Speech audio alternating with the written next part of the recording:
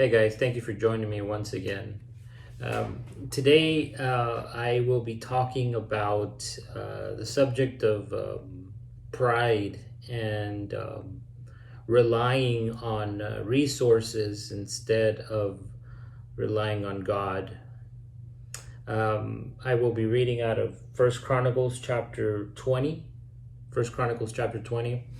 In a very just a small but interesting passage where we see David, a man after God's own heart, a man who defeated Goliath, the giant, a man who became king, whom the Lord anointed, whom the Lord called to be Israel's king for a time, a man who wrote most of the Psalms.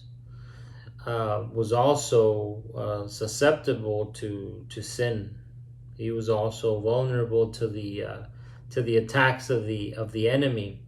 And here we are going to see that the enemy is going to take advantage of David's pride. He was going to expose David's pride, and often that's what happens when the enemy tends to attack us. He's not going to attack our strong fortified areas. He's going to go to the weak areas in our life. He is going to affect what we neglect. He is going to capitalize on the things that we trivialize, on the things that we just don't address in our lives. And in one sense, that shows us what we need to address, right? That shows us when we give in to pride, to sexual sin, to the lust of the flesh and all these things, and we find ourselves in sin and broken and asking God to forgive us. That shows us the areas that we need to reinforce in our lives, that we need to gird and armor up and strength and all that stuff. So let me go ahead and start reading here so you can get the specifics of the type of sin that happened here. It says here in 1 Chronicles 20 verse 1, "Now Satan stood up against Israel and moved David to number Israel. So David said to Joab and to the leaders of the people, 'Go number Israel from Beersheba to Dan, and bring the number of them to me, that I may know it.' And Joab answered, 'May the Lord make his people 100 times more than they are. But my lord, the king, are they not all my lord's servants? Why then does my lord require this thing? Why should he be a cause of guilt in Israel?'" So let's stop there.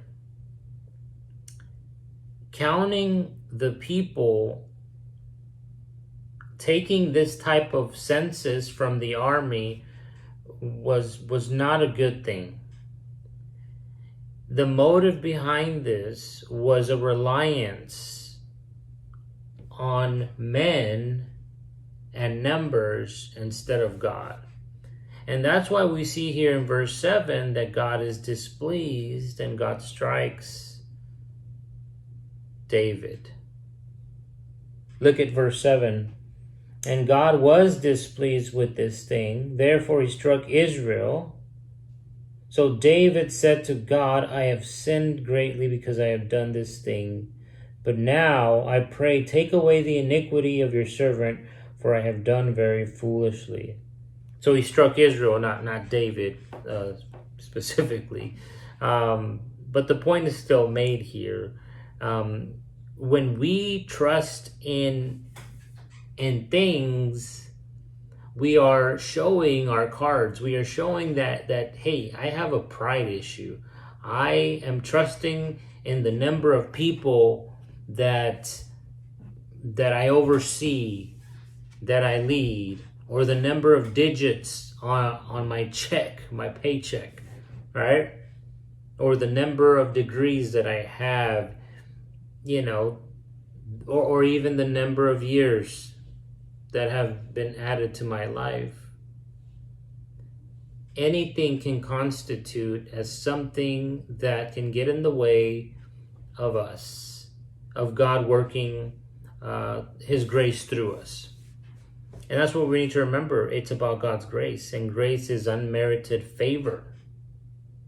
So I pray that you and myself as well would not trust in how many followers we have, but in who we follow, right?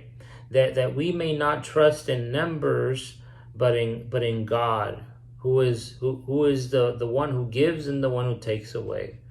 That is why God was displeased, because He counted people to trust in His army, to trust in His own self, in His own strength, instead of the Lord. So that is a lesson behind the passage. Don't trust in numbers.